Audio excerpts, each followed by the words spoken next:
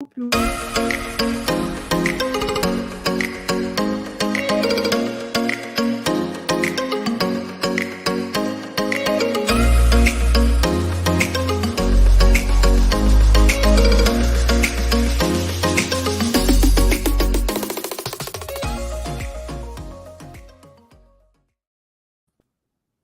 everyone. Welcome to Club Chavez and Valko with that music.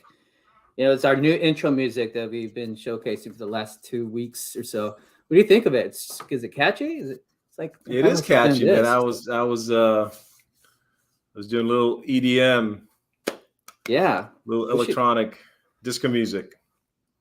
Maybe we can work on that, Joe. Little electronic music to do have little turntables, little robot, and then. You know, my lights are going to turn off anyways, so might as well have like a disco ball or something. I still have to work that out. But hello, everyone. Thank you for joining us this afternoon. And if you're watching us later, hello. Thank you for watching our latest wrap-up show. This is where we take the latest immigration news and we dissect them, we analyze them, we share them with you, along with our thoughts and our impressions. And this is basically also your opportunity to ask us questions about these topics or about your case if you prefer. So if you have a question that you've been wanting to ask, you know, don't hold back. We don't bite. I promise we don't do that. Just send them our way and we'll try to respond as soon as we get them or toward the end of the show. That's usually what we do. Joined here with my law partner, Martin Valko, our co-host. How are you? I was thinking about you because I know that you showed me a picture. We were all saddened by the news of Her Majesty, the Queen, passing away, and we certainly have Brits as clients, and I'm sure they're saddened today. But I was thinking about you because you showed me a picture. There's a connection, right, Martin? With you? Yeah, there's a connection. It was a sad day yesterday when we learned the news of passing of Queen Elizabeth. Back in I think 2008, it was my wife who's from Slovakia, just like me, and she's a former professional swimmer and Olympian, had the opportunity to have an audience with Her Majesty in Bratislava in Slovakia. I think we had this picture where she met her, briefly talked to her husband prior to the audience with the Queen, and it's just speaking with my wife, it was an unforgettable moment to be able to be in her audience and talk to her for a little bit. So we're saddened. I was not there.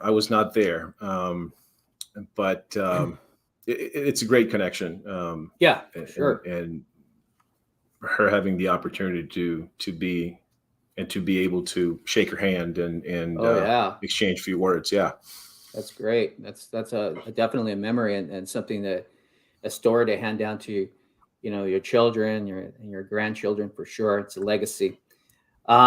Just another reminder as we move on. If you like what we do, if you like our program, if you like our information, if you find it useful, don't forget to hit like and subscribe to our page. We definitely appreciate that. And, we already surpassed our goal of 1,000 followers, and now we're aiming for that 10,000 mark. So please help us achieve our goal. And with that, let's go ahead and start with just a brief announcement about TPS. This is a wrap-up show, so we're going to try to wrap up. And again, if you have any questions, please feel free to send them our way, and we'll be happy to address them. TPS for Venezuelans. So it was extended to March 10th next year, 2024. And this week, USCIS finally came out with information on how to re-register for TPS if you are from Venezuela.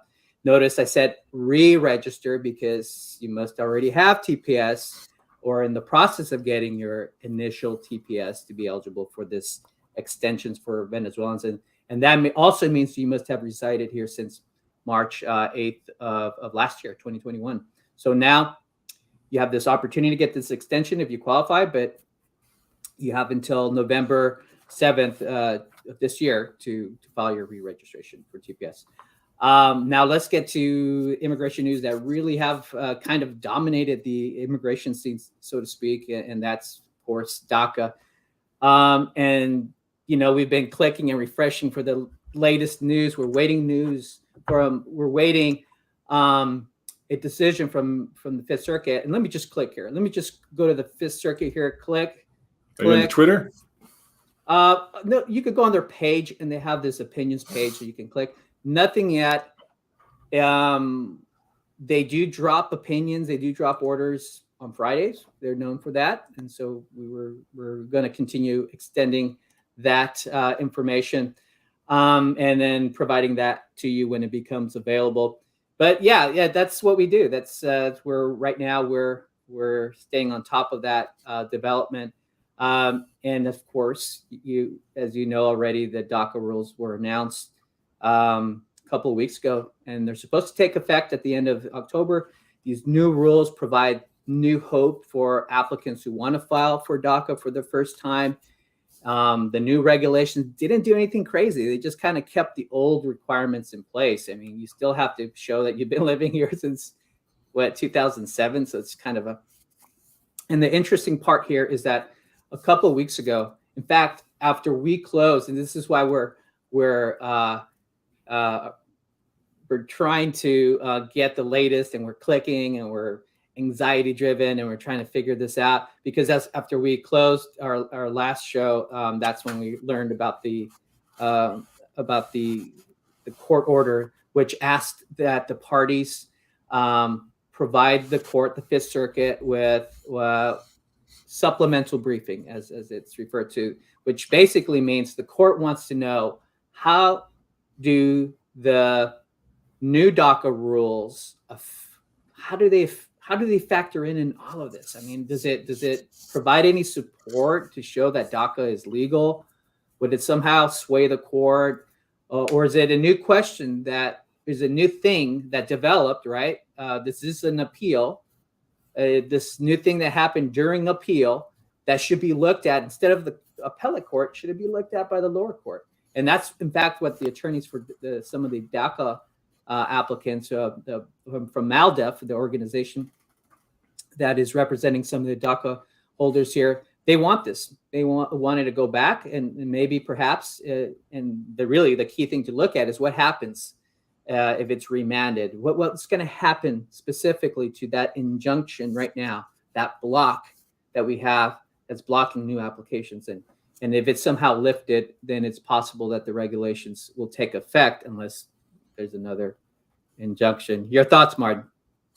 Well, I mean, it's we've been waiting for any type of legalization or any type of normalization, I would say, for 10 years now.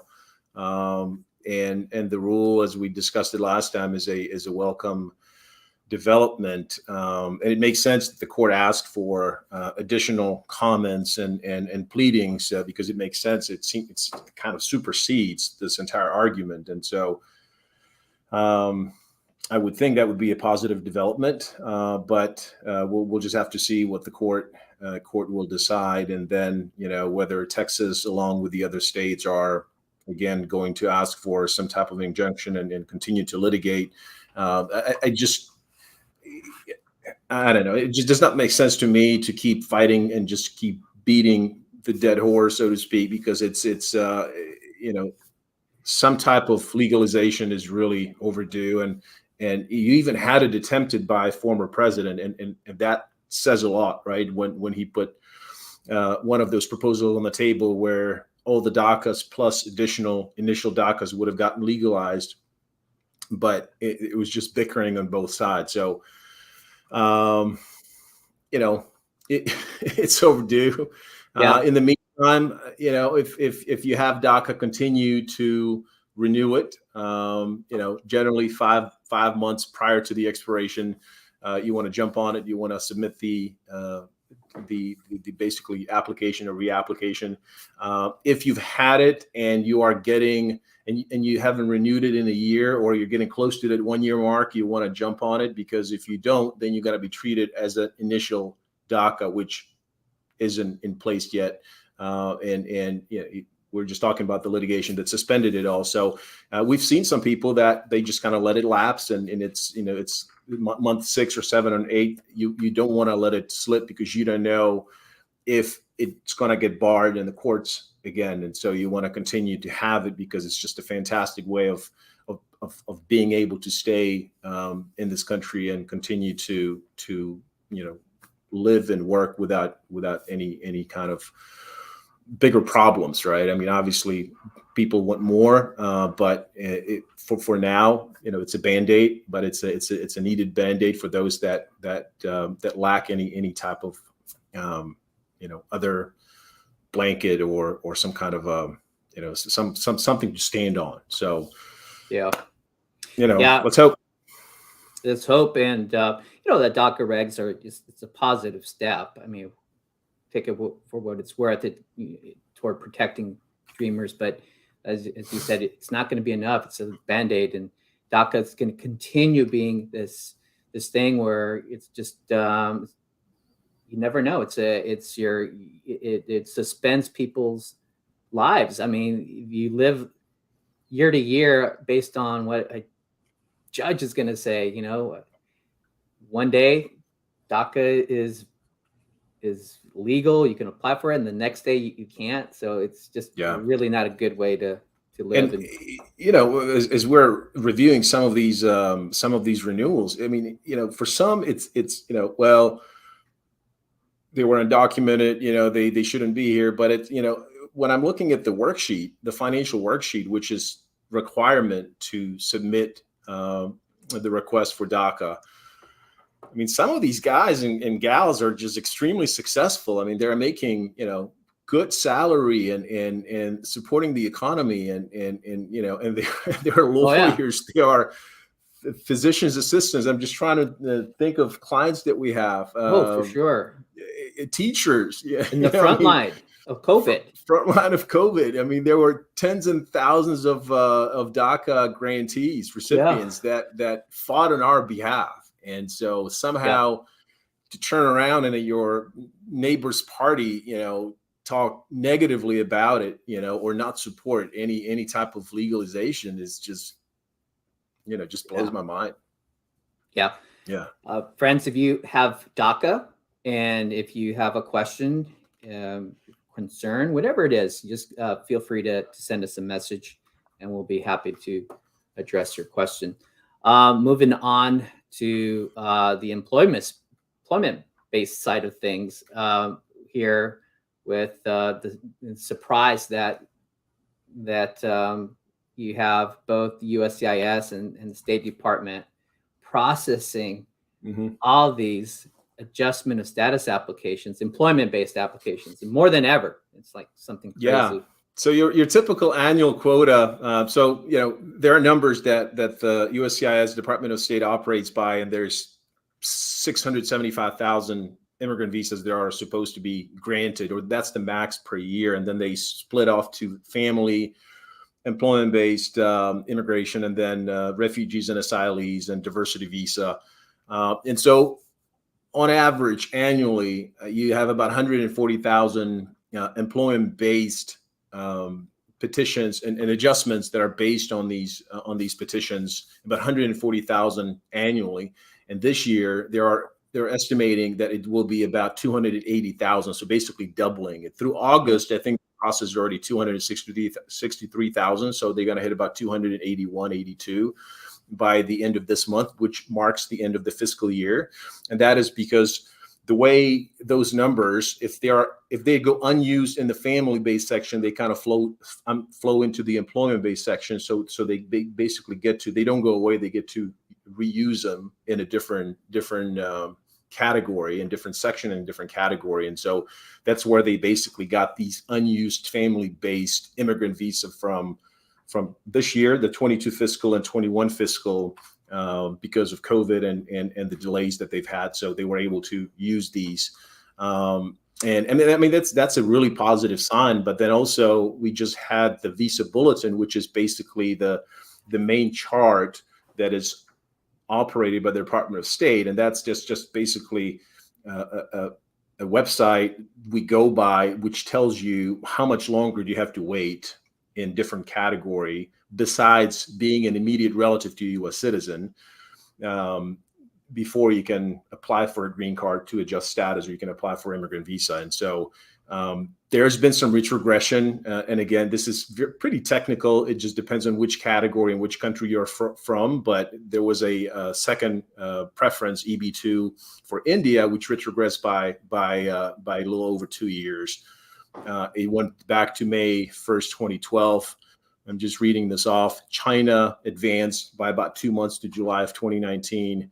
And so, again, this is something that you would normally watch pretty closely on a monthly basis. If you are an immigrant, you have an H-1B status, for example, you work here and you've had a petition filed on your behalf by the employer, and it basically tells you how much longer you have to wait or when can you file for a green card so you can finally settle here. And a lot of these policies really don't make sense because you have high skilled workers that are high earners, that are highly educated, and they are still, after 8 years or 10 years, unable to truly be able to start their life, but they're just here on temporary basis. And so that's something that it's highly watched. This visa bulletin, it's always your second or third week of the month when the new month drops, when the new numbers are announced. And so these were just the recent announcement that just came up for the October 2022 visa bulletin. Yeah. Well, this is it's a crazy system that we have. So hopefully they'll include that in their discussions of immigration reform. We were talking about new rules with DACA. Well, there's a new rule too with public charge. And, every time I talk about public charge, Martin, it's like I'm always repeating myself. It's like every 6 months we talk about public charge. Well, why? Because y'all remember under Trump, the public charge rule basically is a restriction. If you're trying to apply for a green card, you can be denied a green card if the officer believes that you're likely, and that's the term, likely to become a public charge, which means it's somebody who's reliant on let's just say public welfare, who's not going to be able to survive financially and will always rely with the government. And so that is a ground of inadmissibility. That's, in other words, it's a disqualification from applying for a green card. And so what under the Trump era, well, what this new rule does, it replaces the Trump era rule, which under the Trump administration, they had this public charge rule. I think everybody remembers that because it freaked everyone out. It expanded the ways in which one can be classified or labeled as a public charge. And this discouraged just a lot of people who are otherwise eligible to apply. They discouraged them from applying. And so this new rule is like the other older policies. So what happened? Why do we mention public charge a lot? Well, when the new administration came, what they did is they said, you know what, we're not going to apply the Trump era rule. We're not going to do the restrictive public charge rule. So we're just going to go ahead and apply the new rules, the old policies, I should say. There wasn't a rule yet. And so they said, well, you know what, these are policies. So let's create a new rule. And it makes it harder for another administration to just basically overturn. So that's why they proposed the new public charge rule, which is really just a return, in most senses, a return to the older policies, which is more fair, more reasonable. It was basically if a person is considered a public charge if you're primarily dependent on the government for survival. They call it subsistence. And so that is based on if you're receiving published cash assistance for, they call it income maintenance, or you're receiving SSI benefits, or you're in a nursing home, institutionalized, as they describe it, in long-term care at the expense of the government. So those are big factors for them. And it's, again, it goes back to the old policies prior to the Trump administration. And the other factors also is the Affidavit of Support. The Affidavit of Support is also important. And the officer can also consider other factors such as age, health, financial status, education, but it's not as important as a person who has received public cash assistance.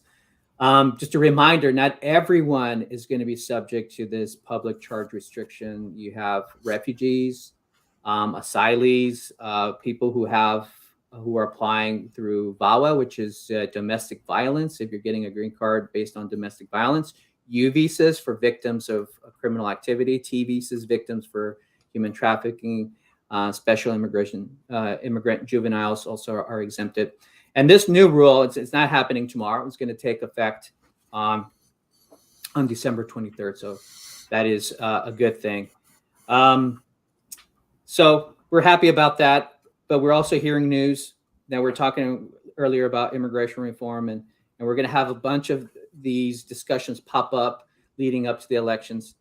This one's not, I mean, has been introduced in the past, but we're seeing discussion on this. And this is the Farm Workforce Modernization Act. Martin, if you can tell us a little bit more about that. What does it mean? Yeah, so I mean, it's typically we're talking about temporary or seasonal labor, which is really needed by, lots of industry across the United States.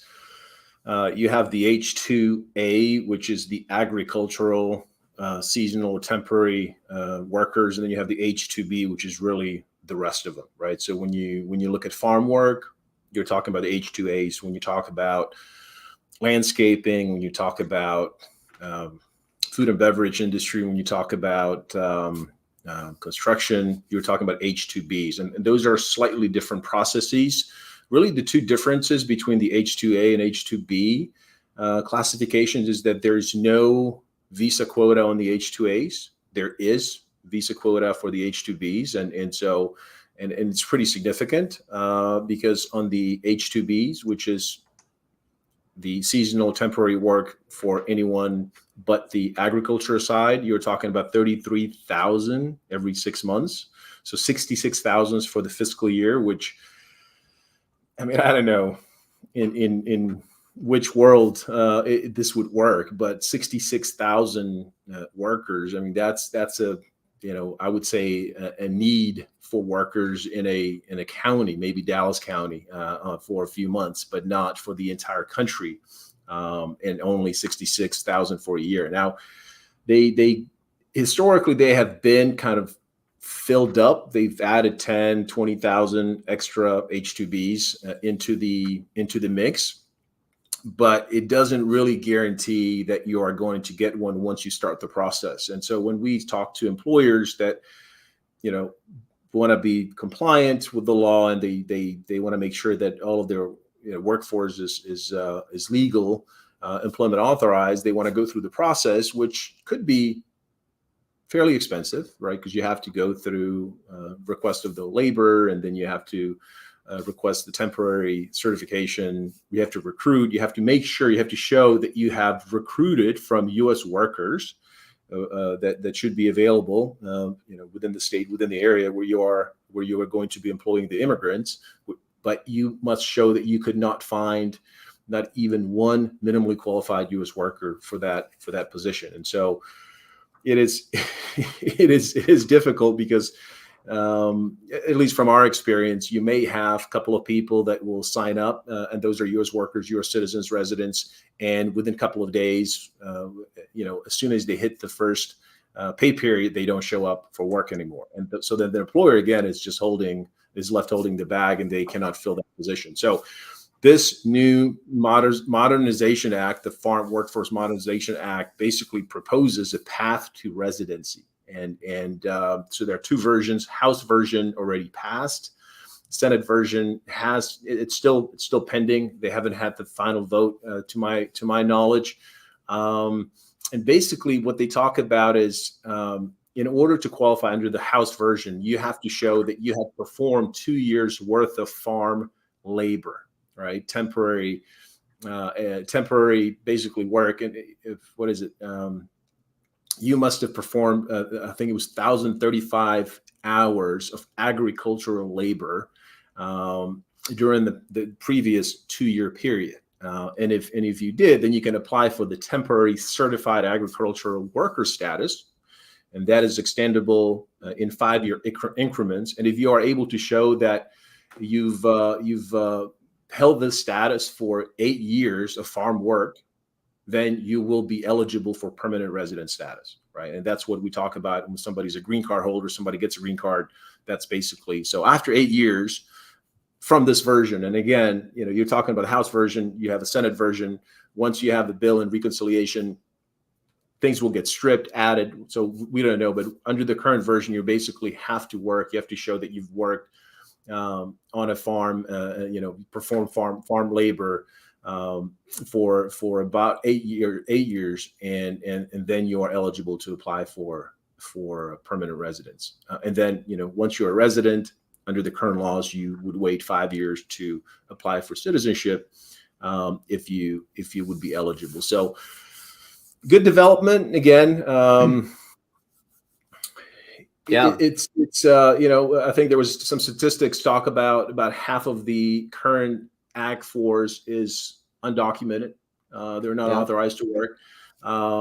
We know from our practice that a lot of times the employers are not aware of it, that they have undocumented labor, because if you are not part of the E-Verify process, if you don't have government contracts, or if you're not in one of those states where it's mandated, then you basically just onboard people through just a paper-based I-9, and I-9 is the form that basically ensures that you have authorized workforce, that the person that you are hiring is employment authorized. But if somebody presents fictitious green card, for example, the employer can only go as far as the law would allow them to before being accused of discriminating. So if a person presents a fairly good copy of a green card, you have to take it at its face value. And if it's you, and if it's the person that is standing in front of me presenting it, I got to take it. I have to complete my section on the I-9 form. The employee does the same thing, and you file it away, and that's it. And so you've complied with the law, right? But as an employer, you don't know that that person who presented it might not be employment authorized.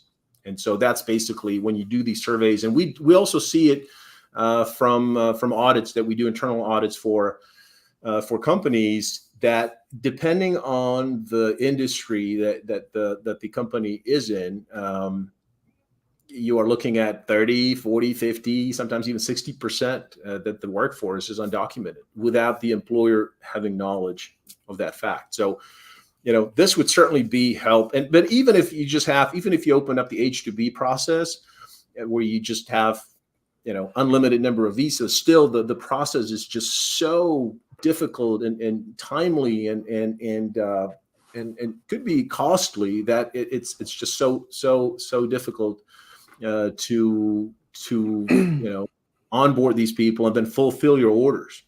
Yeah. Because again, if you are, like the article mentioned, if you are a grocery chain, you don't care what's happening or whether or not you have workers. You want the product loaded, delivered on time.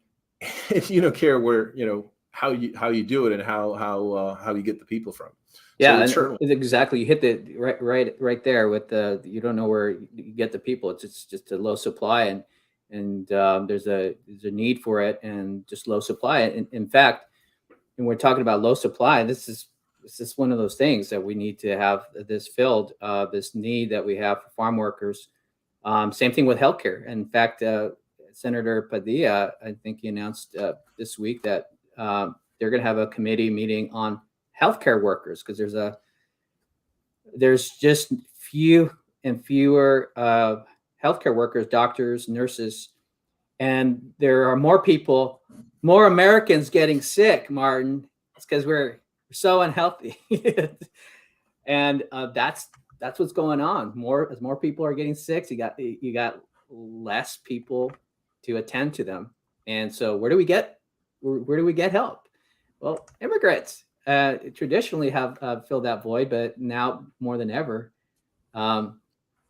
we're going to need it. So we'll see what happens from that, but it seems like very reasonable measures. Moving on to this is something that we read from The Hill, and it was interesting because it was an article about what's going on with the elections, and there is a push from certain groups to make marijuana reform a thing, right? Going into the midterm elections to get that momentum. Well, when we were at that, we're like, yes, why do we think that? I mean, Biden has said in the past, and he's thinking now, according to the Hill article, that he's thinking of decriminalizing marijuana at the federal level. And so how the article doesn't discuss this, but we were wondering, how will that affect our immigration clients? We got people that live in different states, and where those states it's legal to have marijuana or possess marijuana. So for consumption. And so I think we've had this, we're experiencing these cases firsthand. We're in the trenches. Sometimes we talk to people who come to our office and their loved ones are stuck outside because they admit to having smoked a little weed not too long ago. And what happens is that they get barred from entering. But as far as marijuana is concerned, I mean, there's two things from our immigration standpoint, right? We're looking at from as it stands right now, no matter where you live, if you're in California or elsewhere where they legalize marijuana, if you're trying to apply for a federal benefit, that's different because it's federal. And right now they are operating under the Federal Controlled Substance Act. And the immigration laws right now are abiding by that. So if the drug that you used or you were convicted for, or arrested for, or admit to use recreationally, or even if you need it medically, could lead to problems immigration-wise, because the federal side of it, they don't really care about these state laws that legalize it. If you use it, that could affect you. And so there's two sides of it, right? Possession of controlled substance. If you have been arrested for possession of controlled substance, including marijuana, that is more than 30 grams of, and there's very limited exceptions, but that could lead to a denial. And we're talking really about people who are outside, right? I think that those who are in here in the United States, I mean, there's some flexibility. We feel somewhat, I mean, they're here and we can always appeal if there's a negative denial, but if they deny the person outside, they're stuck outside. And we've seen that another ground, right? In addition to the controlled substance, the criminal ground, you have the health ground, which is if an officer thinks that you're using it as a controlled substance matter. If you are using controlled substance, that includes marijuana. And that would be great, wouldn't it, Martin? That would alleviate a lot of our problems. No pun intended. Yeah, no, it is. You're right. I mean, we see it, and there's a confusion on clients and on immigrants' understanding of well, so if I'm in Colorado or a state that makes it legal, you know, and a doctor, not just some dude, right, but doctor prescribed in medical marijuana to treat whatever condition I have. And then a person is honest and candid with the interviewing officer, then all of a sudden they are hit with, you know, some type of, inadmissibility, and they have to come back and they have to show that they've been in remission, and it just really makes no sense. We're not talking about, you know, conviction for cocaine use or you know, any type of a harder drug. I mean, this is, they got to come on the same level, you know, state and federal. I mean, they just basically have to make up their mind. And so we don't see these type of issues. But like you said, there are limited exceptions. There are some waivers available if there are criminal convictions, but it has to be a limited amount. And but again, you know, we've seen and we see it is where you have people having it medically prescribed, and yet they get in trouble and they have to wait. Right. Yeah, such a shame. Hopefully they'll change things, and hopefully Joe will next time we talk about this, we'll have like the Puff the Magic Dragon pop up with maybe some graphics and some smoke coming out. Joe is a miracle worker. He's pretty good in graphics, so I trust that he'll do a good job with that. So let's move on with questions, because I know we have a couple of questions and we'd like to get to that before we conclude. Let's see, we got a question here from Daisy. Do you think they'll just get rid of DACA? Golly, I mean, that's why I'm anxiously clicking here, Daisy, to check to see if there's any opinions from the Fifth Circuit today, and that is going to make a difference. I mean, we'll see what the Fifth Circuit says. If the Fifth Circuit says that DACA is not legal, then what will happen is that most likely that decision will be appealed to the Supreme Court. And here the parties that are defending DACA could ask the Supreme Court to let it ride out. Okay, they have these things called injunctions, or stays, I should say, where they can say, you know what, can we at least have the regulations take effect so people can apply, because a lot of people are relying on those DACA benefits.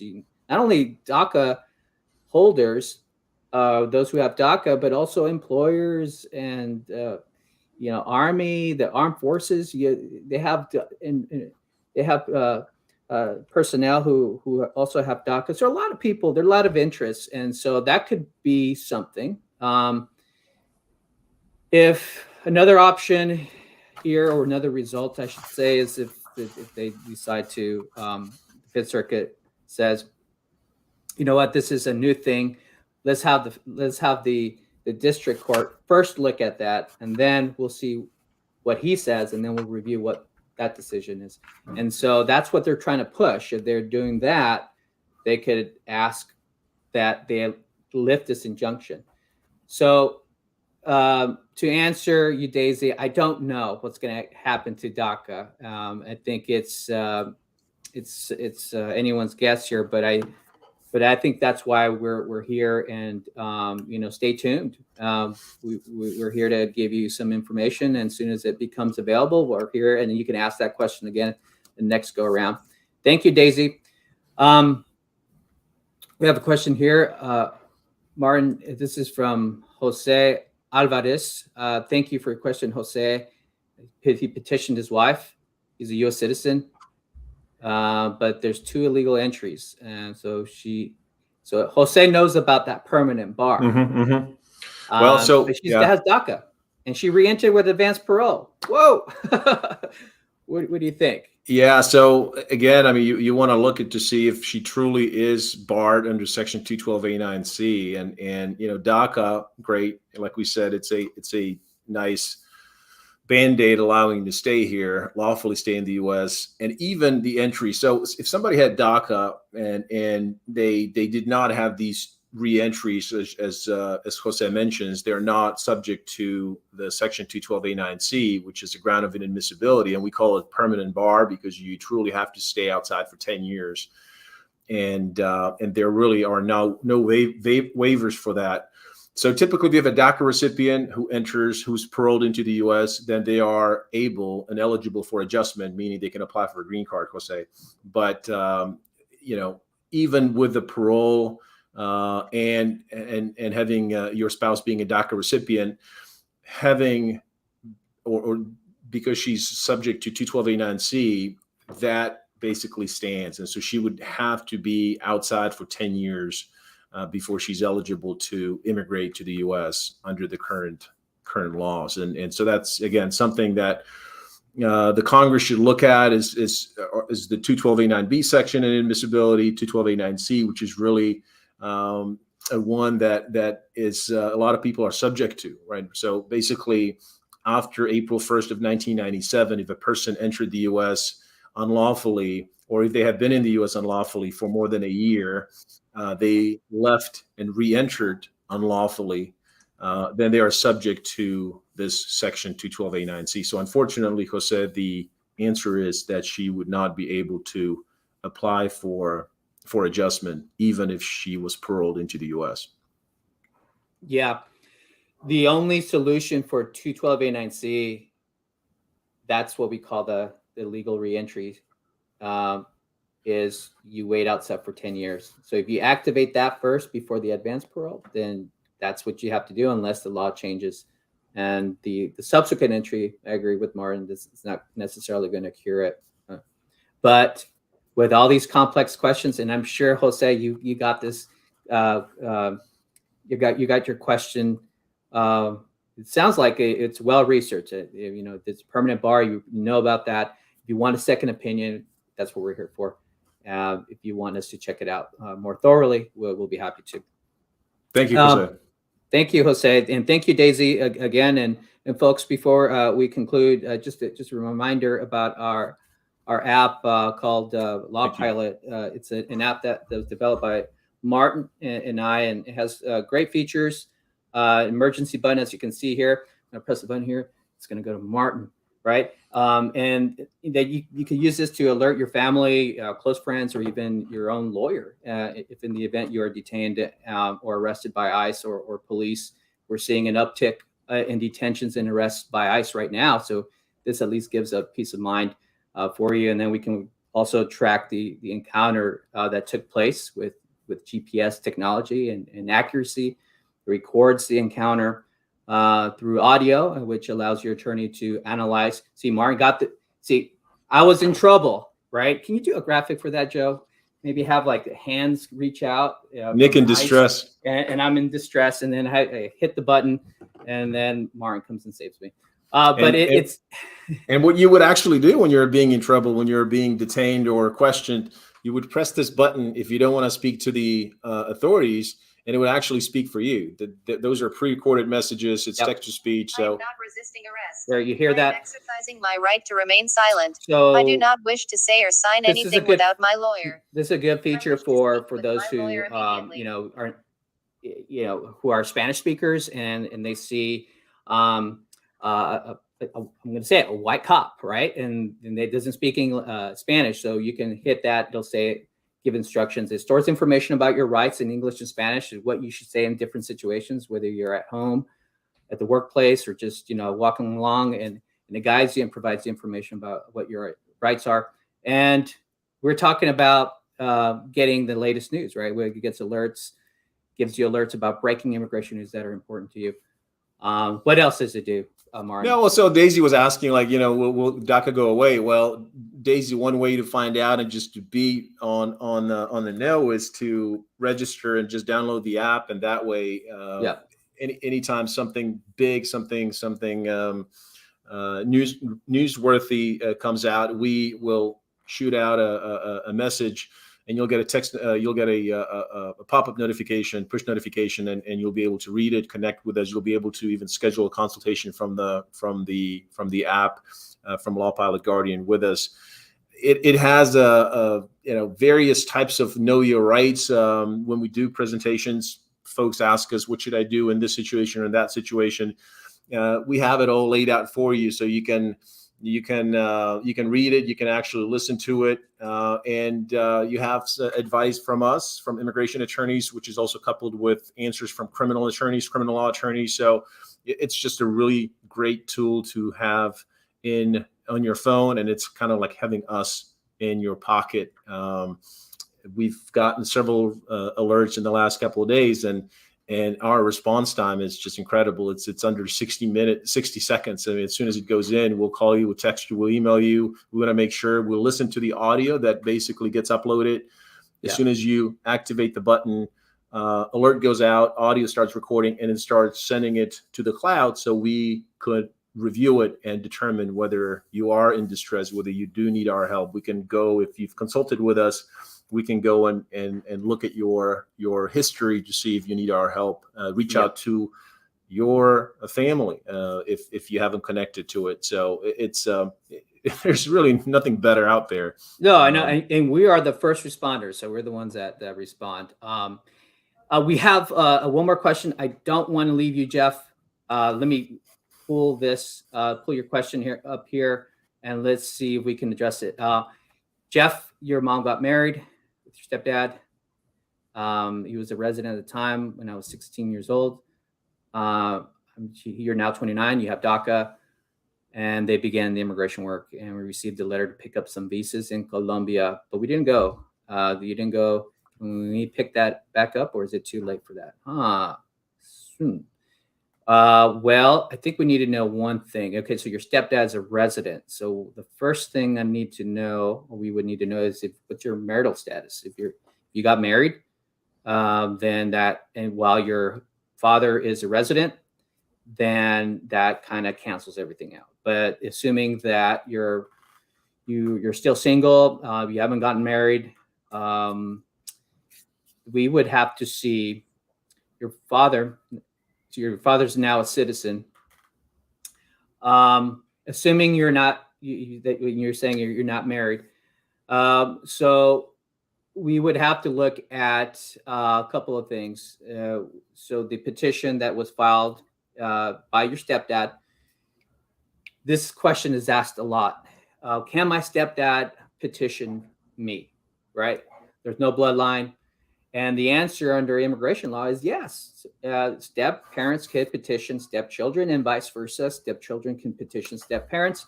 The thing to know is that in order to do so, the step parent and stepchild relationship must have been formed prior to the child turning 18. Let me repeat that. So before you turn 18, your biological parent must have gotten married to your step parent. And it looks like you did. You mentioned you were 16. So that forms the petition. Now, the petition was filed while you were under 18. I don't know what happened there. Presumably, you were under the second preference. And that means that you were the child of a legal permanent resident parent. We have to see how that was treated, but it looks like you're now 20 some years old. We have to figure out how long the petition's pending. But if it converted, meaning from minor to now that you're older than 21, it goes to a different category, generally speaking. And I'm not specifically talking about your case, but generally speaking, it moves to a different category once you turn 21, which has a longer processing time. So we would like to know if we can somehow preserve your status as a minor. Isn't that weird? You're 20 some. I wish I can preserve my status as a minor, I look young again and everything, but we have to figure that out. And so we have to do some calculation. We have to bring our Einstein hats out here, and we have to figure out how long the petition's been pending and when the visa became available and all that stuff to see if somehow you would retain your classification. I wouldn't know that. And the only way to know that is through a thorough consultation. And that is, Jeff, that's what I recommend here, that you have the following in order before you consult with us or with any immigration lawyer. Have your I-130 petition, copy of that, approval notice, and any correspondences that you may have received from USCIS or the National Visa Center. And that would allow us to do this complex calculation to see if we can somehow retain your age. If you already looked into it and they said no, we still would like to do that. But if you haven't, we have to look at the visa bulletin in accordance with your category, which could be first preference. Now that you mentioned that your father is now a citizen, or in some cases we can, whatever is faster, we can keep another category that you were previously in. All right. So I think that is it for now. Let's see here. Any closing thoughts? Well, let's see what the Fifth Circuit will decide, if they will take action or if they're going to punt it, and either if they're going to send it back to the lower court, to the federal court in Houston. And but as Daisy was inquiring, hopefully DACA will continue and not be killed. And so, just stay tuned for any developments. We'll bring it to you, and then we'll be back in 2 weeks again, hopefully with good news. Awesome. And thank you everybody who's been checking this out. Thank you, Jeff, for your question. And we'll see you again. And we're anxiously then clicking. That's what we do. We're clickers. And if something comes up, we'll let you know. And hopefully it's good news. All right. Peace. Take care. Bye-bye. Bye, everybody.